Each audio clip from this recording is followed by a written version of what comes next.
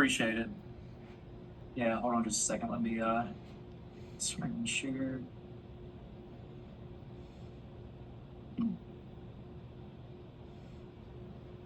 So we've been having quite a bit of success lately. Not only getting our foot in the door, introducing or asking new clients about the tariff program, but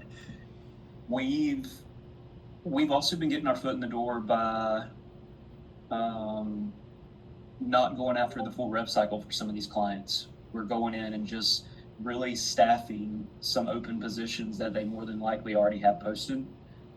And so today I'm gonna touch base on our full offering of all of our services, but in the first part of the presentation that I put together for this week is kind of focused on what we've seen working the last 90 days, let's call it. Just a second.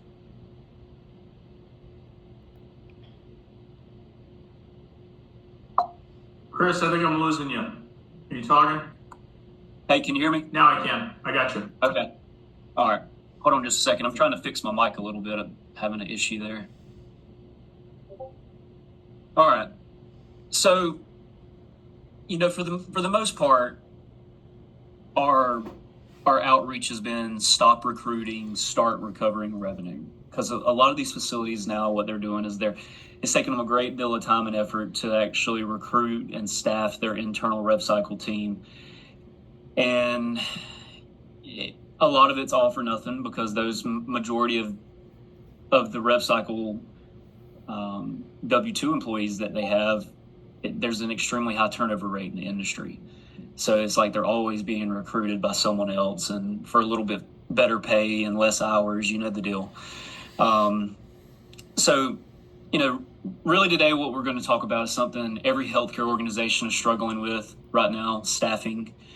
Now, when most people hear staffing, they immediately think recruiting, finding people, posting jobs, hiring. But that's actually not the biggest problem that we're seeing.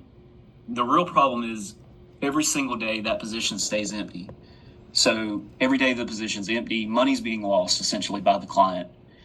Every claim's not worked, every denial is not appealed, every credential is delayed. It's an ongoing cycle. Every patient balance sitting untouched. That's a big one for a lot of clients whenever they can't find adequate staffing. All of this equals cash flow walking out of the door. And that's why I titled today's presentation, Stop Recruiting, Start Recovering Revenue. Because our solution isn't just filling jobs, it's helping healthcare organizations make more money, right? That's why we're here. We want to see them recover more of the revenue that they're already putting in their blood, sweat, and tears, working 70, 80-hour weeks to rightfully collect. And the beautiful part for all of you, this is one of the easiest conversations you'll ever have. So healthcare has a staffing crisis, as we just mentioned. I don't care whether it's a hospital, surgery center, orthopedic, cardiology, primary care, they're all saying the exact same thing. I can't find people, and honestly, they're right. It's extremely tough. Experienced rev cycle employees are incredibly difficult to find. Medical billers, coders, credentialing specialists, AR specialists, payment posters, everyone is hiring from that exact talent pool. Here's what's happening. Someone leaves, the practice posts the job, they wait weeks, maybe months, they finally hire someone only to discover they're inexperienced or they leave 6 months later. Now they're starting all over again. It becomes an endless cycle. You can talk to any kind of HR person who's hiring. It's constant in this industry. And while they're focused on replacing employees, the revenue keeps slipping through the cracks. So the cost of one open position, I want you to remember one number, 60 to 90 days. That's the average time it takes to fill a revenue cycle position. So think about that, 60 to 90 days. Now let's break down exactly what happens whenever they do hire, or when the cycle initially begins, I should say. Someone quits, they create a job posting, they then interview candidates, then background checks, hiring paperwork, onboarding, training. Then they slowly become productive, right? 30, 60 days down the road. By the time the employee is fully effective, 3 months have passed.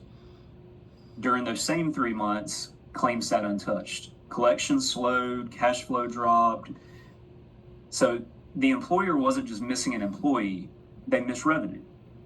That's why we don't sell staffing. We sell a faster recovery, revenue recovery. So what makes our model different? It's really simple. We try to keep it simple. We eliminate recruiting. That's it. Instead of waiting months, we can provide an experienced healthcare professional almost immediately. We had a client a couple weeks ago that we were supposed to onboard on a Thursday. They emailed us at 1 a.m. on a Tuesday morning and said, hey, we got to do it today. I mean, it was that quick. We said, okay, great. Since then, we've got about 25 just in the last couple of weeks of being on with that client. So think about who we can provide. We're able to provide medical billers, coders, accounts receivable specialists, payment posters, credentialing specialists, prior authorization teams, insurance follow-ups, medical scribes. We're not just offering temporary workers. They are month-to-month workers, so they can replace them whenever if they do find that right person that they want to bring on as a W-2, great. Let us know, they're gone the next month. However, it rarely happens. Just because our team, our coders, 10 times out of 10, I'll just say it, they outperform every single other coder that companies are employing as a W-2. But these are dedicated healthcare professionals that become an extension of the client's team. They work inside of their workflow. They work their same hours inside their systems. They follow their processes. The practice gets help without spending months trying to hire. And here's something I want every advisor to remember. You don't have to know revenue cycle. You just have to recognize the problem, right? That's all we have to do here. So, sorry, I'm a little ahead of myself. So 10 buying signals. This is an important slide, just because prospects will tell you when they need us for the most part, as long as you're asking the right questions and you're listening. If they say we're hiring, and I'll tell you something we've been doing. We find a prospect, we go to their website, and we go to careers, and we go to coding, billing, rev cycle, and we look to see if there's actually an open position there. And if there is, it's game over, right? We can call them and say, hey, look, you're trying to hire a couple of coders and billers. I just wanted to let you know, you've got 10, 15 minutes. I can get one of our partners on the call with you. They can go through our full-time employee offering. It's only $2,500 a month per full-time certified coding, billing, revenue cycle employee. There's no training. It's immediate. You're going to grab their attention with little snippets like that. But essentially, when they tell you we're hiring, it's a buying signal. We can't find good people. It's a buying signal. Our billing team's overwhelmed. Another one. Claims are getting denied. Collections are behind. You can go on and on. Every one of these statements, all they mean is they're experiencing staffing issues. That's ultimately affecting revenue. Most salespeople hear complaints. You should hear the opportunity. So I put this together. I know we kind of talk back and forth on these calls of how to get your foot in the door, things like that. So I want to always try to maybe touch a little bit on that in each presentation. These are good 4 questions that I kind of just sitting around, I come up with, I thought could help get your foot in the door. You don't need to memorize our services. Just ask these questions. What positions are you struggling to fill? How long has that position been open? How is staffing affecting your cash flow? If you could have an experienced team member quickly, would that help? Notice something. These aren't sales questions. We talk about this. I don't like to present myself as a salesperson to these clients. I want to be a partner. I want to be a resolution to the issue they're having. I don't want to be another door knocking, annoying sales rep that just there to overpromise and underdeliver, right? I truly want to understand what their issues are. If there's a solution that we can provide, great. We want to offer that solution in a very black and white picture to them. And if there's not, if we don't feel like there's an opportunity for us to help them, we're going to tell them. We're not going to drag them on or, give them false hopes. And I think that's something that this industry is just, and not just this industry, but all industries have gotten so out of line with is we can't just be honest to get the sale. And that's truly what we want here, and why we built this is we want to be completely transparent with our clients that we're bringing on of what they're going to what to expect from our team, what they're going to get. If they need something, hey, we're a call away, we're a text away, email away. But essentially, these questions will get your clients to open up, and if you can disarm your client, that's essentially what our goal is in any kind of sales technique. And so, give it a try. If they don't work, come back. Let's talk about it. But I thought they could help some of us get our foot in the door. So, what makes our model different? I don't want you competing with recruiting companies. We're completely different. We actually have recruiting companies that place C-suite employees that we partnered with, and they implement our services to their current clients. So traditional hiring takes weeks. We move quickly. Again, we could move. We just had one of Sean's clients, one of you guys had a critical access in Minnesota. Initially, they're in a contract until 2027 with their current RCM vendor. So there's not a lot we can do right now. Well, they emailed us yesterday morning and said, hey, how quick could we move? We want to get a couple of full-time employees. And I said, we can move as quick as you want. They emailed us back this morning and said, hey, we're ready to go. What do we need to do? So, this opens up an additional door for you guys to not have to come in and sell a full program and get them to outsource everything. Because once they see how we perform and what we're capable of, I assure you it's going to lead to more opportunities within that same client. But, our professionals already have healthcare experience. They're all AAPC and AHEMA certified coders and billers. They all have, most of them, minimum master's degrees. We do have a lot of doctorates on staff. We've got over 200 physicians that we have on staff for clients to be able to utilize as for peer-to-peer reviews. So a lot of clients like that aspect as well. But traditional hiring creates uncertainty. Our model creates predictability. And I think that's what a lot of these healthcare professionals could use in this space. Because it's so sporadic. They don't know when they're getting this payment. They don't know if they're going to get this payment. It's just, they could use a little certainty in the space. We're not replacing HR. We're helping healthcare organizations continue operating while HR catches up, if you will. So again, beyond staffing, we are a full end-to-end revenue cycle management firm. And so this is kind of the exciting part. Staffing is usually how we get in the door, but once we're inside, we can help with so much more. Revenue cycle management, credentialing, underpayment recovery, AR cleanup. By the way, we can go back about 2 years, 24 months for underpayment recovery is about the most that we feel confident in telling clients. We don't do a lot of it, but we do some underpayment cleanup. But again, that's a 24-month max. A lot of denial management, contract negotiations, revenue optimization. One staffing conversation often becomes a long-term relationship, and that's what Sean mentioned in earlier. This is truly residual income that you're building. This isn't just a fly-by-night company that we built and we plan to change anything or sell out, anything like that. We're here for the long run, right? So we're building something. I'm building the same book of business you guys are building. I'm out getting new clients weekly, monthly. I hope to hand this down to my kids and my kids to their kids. That's truly what I'm looking at building here, because it's generational wealth that, one hospital is more money than I need personally to live in a year. So, who should you be looking for? Our ideal clients, if you will. Hospitals, obviously, critical access, FQHCs, We really like those facilities that are 300, 400 million and less annual revenue. Can we handle the larger ones? Of course. It's just a completely different ball game. There's a lot more yeses you need.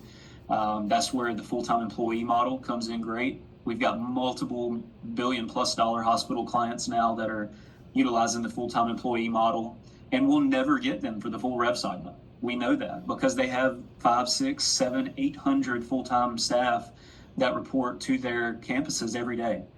So, this is just an additional way for us to get our foot in the door. You guys get paid off an invoice amount. We charge $2,500 per full-time employee. Think about it like that. My personal goal this year is I want to have 100 full-time employees placed by myself that I'm getting paid from. In the last 90 days, I've got about 45.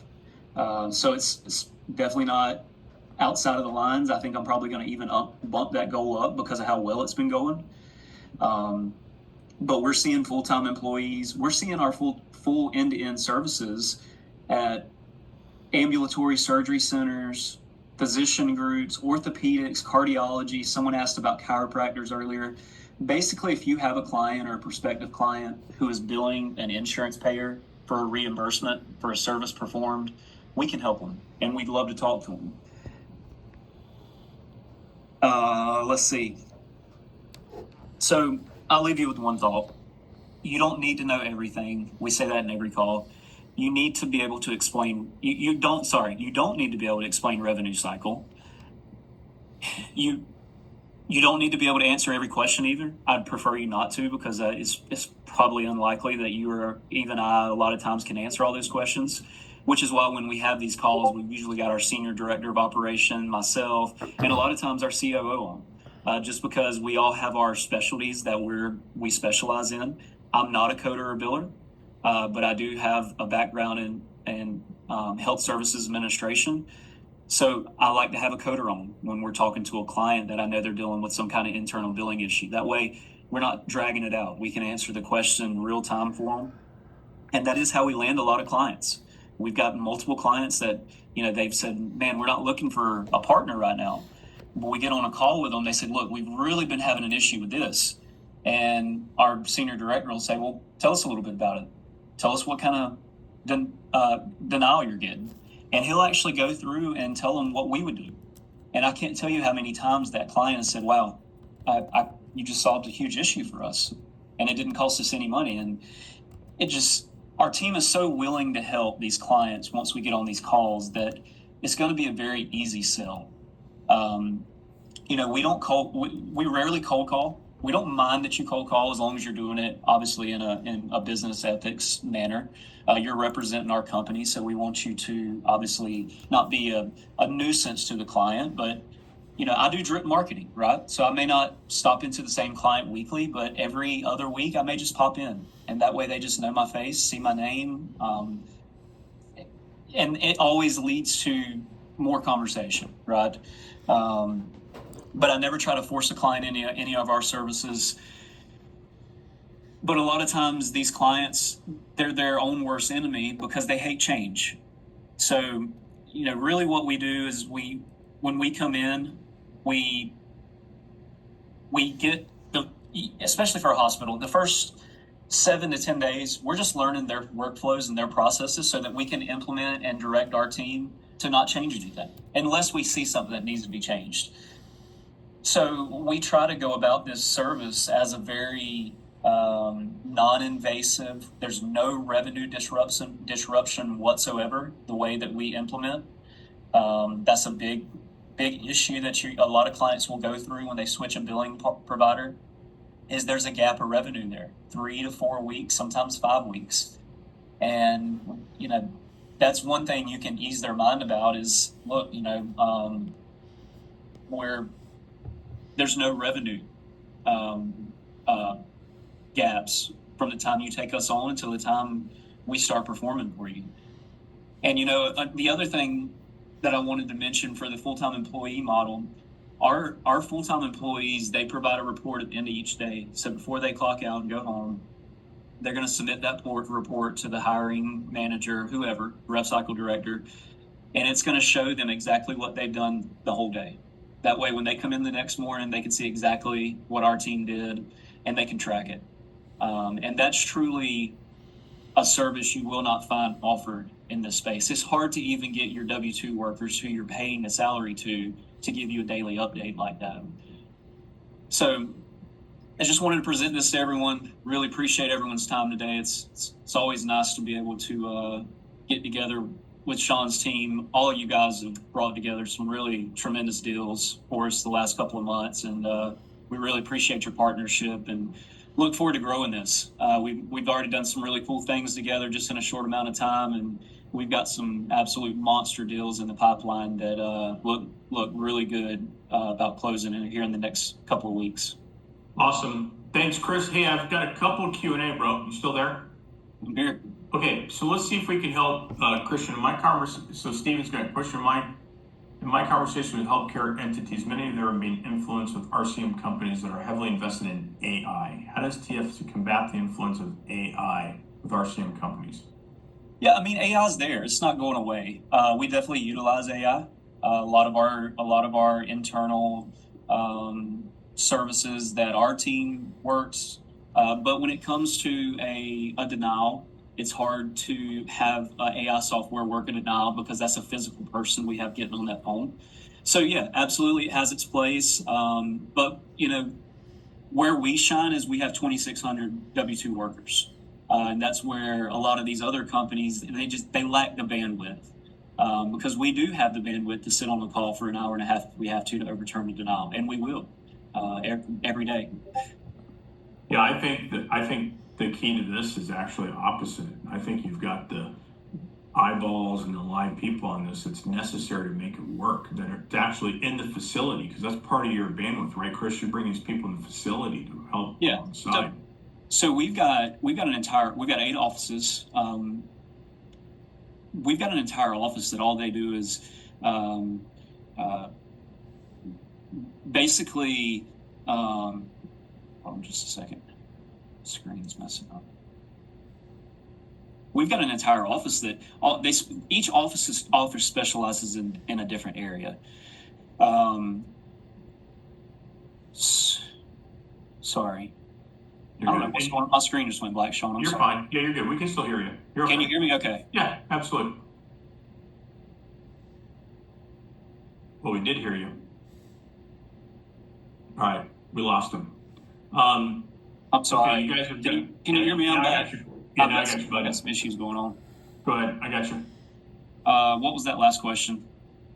I think we finished up the one about AI. Oh, it was the AI question. Yeah. So we're actually building an AI software, but there's no AI software out there right now that's 100% certain. Our team refuses to launch anything until we do have 100%. So yeah, absolutely, there's going to be a space for it, and we utilize it, and you can tell clients that.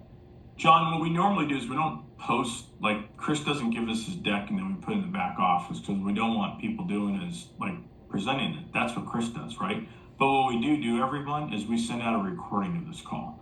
So John and everyone else, you guys can just revisit this. Joseph Hardy wants to know, so is anyone rev cycle managers, liaisons, billers? What was that question again? I'm sorry. So is that for anyone in the rev cycle, managers, liaison? It must be something you were mentioning earlier. I'm trying to find that question. I'm going down. Does TFS have expert billing staff to lease for dental industry, Chris? Do you have people for dental industry? Yeah, so essentially our full-time employee offering is for coding, billing in that space. But yeah, if they're coding, billing, and they're looking for an FTE, absolutely. We have multiple dental offices, that have a full-time employee or two. All right, what about Eastern medicine practices that take insurance like acupuncturists? If they're taking insurance, yeah, absolutely. I never even thought about that, Chris. As long as they're taking insurance, man. Pharmacies, I don't think, guys. No, not pharmacies. No pharmacies. We tried, and it's just we couldn't help them. Yeah. So, guys, it's any dental practice, home health, chiropractor, physician, anyone that's bills. You guys kind of see this? It's not complicated whatsoever. Joseph wants to know, could you explain the TFC software demo for a client? Yeah, well, so essentially what we do in a demo is we're going to show that client a dashboard. Every client has a live dashboard. I'm sorry, I don't have one on this computer. Let me make sure I don't. And whoever, John, there's no minimum. Yeah, no minimums. So every client gets a live dashboard. It's essentially just a Google Drive that we share with them. It's updated real time daily, and it shows them they can track any kind of KPI, any performance metric, literally anything they want to see. We can set it up as personal, customizable, and then so that's usually what we go through in the demo, and then more or less we're just trying to uncover any kind of issues they're having versus being the traditional, hey, we do this, this, and this. Once they tell us the issue, we'll say, hey, we can help you with that. And guys, listen, Chris, we have some people asking about cold market, right? And so cold markets are relevant. We do cold market on tariffs. Cold market's only a cold market until you what, my copy? Talk to them. And when you talk to them, they become a warm market, right? Because you're creating the need, you're interviewing, you're qualifying, right? And so however your outreach, Alex, for example, Chris is good with that as long as it's approved materials, right? And you can't use their name in anything that they've not already provided to us, or it's got to be generic, folks. We have people going out to people who have been in the medical space for like 20, 30 years. We have people that are, Chris has got, you have one pagers, here you go. Chris has got some stuff for you right here. This is probably all they want to go into detail about, right? Right, Chris? Yeah. This is a brochure. So I personally I don't like to pick. It's hard to pick up the phone and get someone interested if you don't know them. So I do the drip marketing. I pop in. I'll just leave a brochure, leave a card. But this is a trifold that we created, and it's pretty good. It gives all the basic information. It doesn't overload them. We went kind of back and forth, trying not to put too much information on it. I know you guys have a full-time employee brochure that's like it's an 8x11, and it's 1, 2, 3, it's 4 full pages. It's a little much. So we wanted to make something more minimalistic. So I'll share this with. I don't have this to Betsy and Leslie yet, so just bear with me. I'll get that over to them today. I'll blank this stuff out, and you guys can add your Billable. Yeah. Chris, didn't you say you walk into medical facilities? Like, isn't that your gig? Like once a week? What was your jam? Was it once a week? So what I do is I use ChatGPT, and I say, look, I'm leaving Thomasville. I'm going to Dothan, Alabama. Can you put together a list of outpatient clinics in the $50 to $2.5 million range, and tell me which route to go so I can keep them in line? And I'll just kind of drip market and pop in and say, hey, it's rare that you're going to walk in and just get the decision maker day one. But I've had multiple calls where I've been, fourth time coming back through from seeing a hospital client in Dothan or something. And they were like, finally, I called them, and it's like, hey, man, I know you've been working hard to try to get our attention. They respect that more than you blowing their phone up, sending them multiple emails. They can put a face to a name. I don't drop off lunch. I don't like to get in the habit of that. I think that's a terrible trait in this industry for you to have to buy lunch for a whole office to get their time. If they're interested and they're truly needing help, then what I can provide you is additional revenue. I shouldn't cost you money to do that. I think that sounds like a Mike Copy workshop avenue. I mean, I really do. It sounded like Mike Copy pitch right there, right? I'm going by and I'm dropping off that thing and talking to them about the thing, right? And I keep doing the thing because that's what Mike does in West Palm. Everybody calls, everybody emails now, man. It's you've got 150, 200 other companies out there hammering on day in, day out. There's something different, right? And are those employees? Are they on site? Or they're remote. They're remote. All the full-time employees are remote. Yep. Okay. Copy. Do you have anything to add? No, I think that's it. This has been really helpful. And Chris, you basically, if people weren't paying attention, please ask for the video. Chris basically just told everybody on this call what he does to get clients.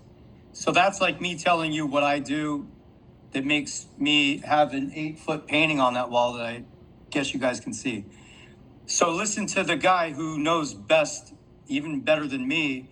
If he's saying 2.5 to 50 million and he's asking ChatGPT to be most efficient, he's popping in. If he's doing these things, and he has more clients than you right now, pay attention to what he's doing. If you have more clients than him, bring it up at our SWAT and let's get your feedback on how to get more clients. Otherwise, otherwise, guys, if Chris is telling you this is what he does, then do it. We're going to use that and we're going to incorporate it with our style, your style, whatever it is. But at least you know what he's doing. He's your best person to listen to create your sort of approach, because right now he's the only one, as far as I'm concerned, that has the most results, that's measurable. So even myself, I'm paying attention to what he just said. So let's use that, and that'll be part of our SWAT. We're going to send an email out. A lot of people are asking how to get in SWAT. We'll send an email out on the 24/7 consultancy SWAT specifically very shortly. But I want to make sure you guys are getting set up. And someone asked if they can bring in large groups like Steve. I think you asked an organization's colleagues to be your referral partner. Brother, anybody can be your referral partner. Do they have the right relationship, Steve, that's going to help you move mountains, right? That's going to get you to your right avatar, that's going to do what there's nothing like a warm market introduction, though. Like Chris is the man. He's walking in like, he's smart, though. He's making sure his use of time from going to A to Z is profitable. I love that about him. That's why he's successful. That is the difference, by the way, between people that make money, people that make calls, and people that don't, are the people that make money. I mean, it's such as life. But you know, there is a thing about warm market, having a group that has built-in relationships. Those are great, right? So do what you can to get there. People are finding them on LinkedIn and they're creating a referral partner. Chris is already working with some high-level CEOs that ran hospitals. And those are great. Chris loves those. Why? Because like, oh yeah, I used to run your hospital. Here's what you guys need to do, right? They know everyone. And so I'm sure Chris would love those all day long. We had I recruited a retired rev cycle director. She's been in the rev cycle space for about 35 years. She's very by the book, ornery, some would call her. She's very black and white. We showed her a client dashboard the other day, and we've never gotten more positive feedback from someone. And it made us feel so good because she said, look, there's no one out there who's doing this for clients. There's no one out there who's tracking this kind of data for these facilities. She said, this is going to change the facilities that you're working. And it is. I mean, most facilities, they're seeing a 20% plus net revenue increase.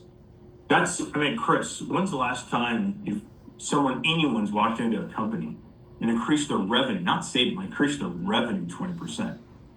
That's massive. I mean, that's like board of directors, like you get to keep your job kind of thing, right? Hey, Chris, sorry, Sean, real quick. Hey, Chris, if you were to, on this call, when people are thinking about their warm market or what they should do as soon as they get off this Zoom, what are 3 potential client profiles that you can give people to think about?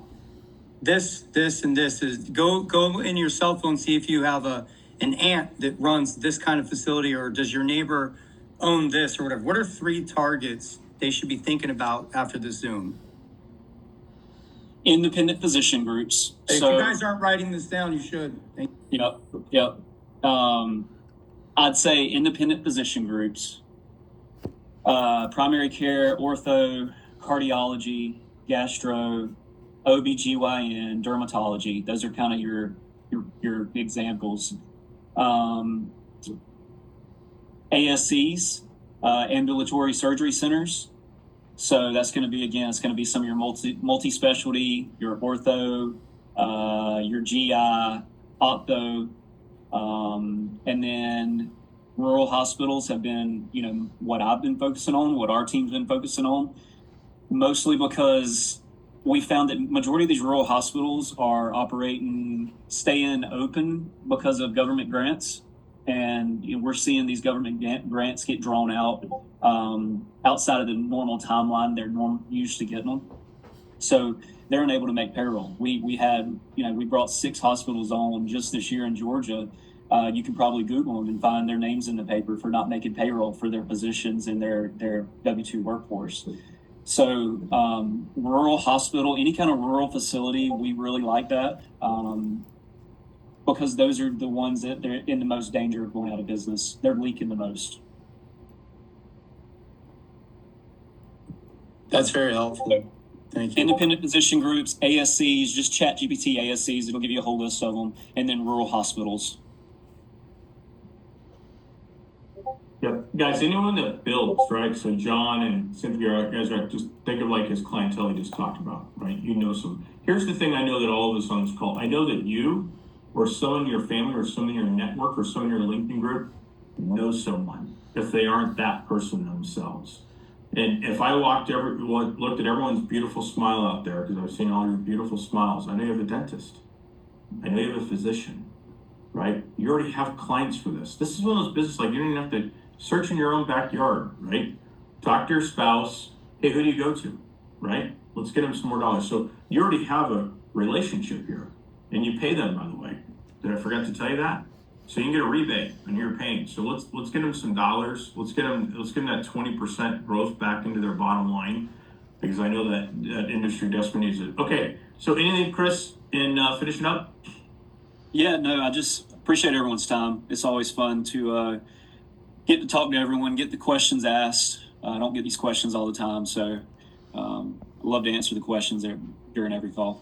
Yeah. So how you do anything, guys, don't call Chris up directly. Betsy's going to love this. Register the lead, right? Then we'll get you access to 24/7. Register the lead, right? So make sure you get that over to us, or get people in the house that if you're networking with them. You got to go through that process so we can help you out. All right, Chris, we love it. Copy. Anything in closing? We good? No, that's it. Thanks, Chris. Thanks, Sean. All right. Thanks Mike. Chris. Thanks, Sean. Bye, guys. Recording.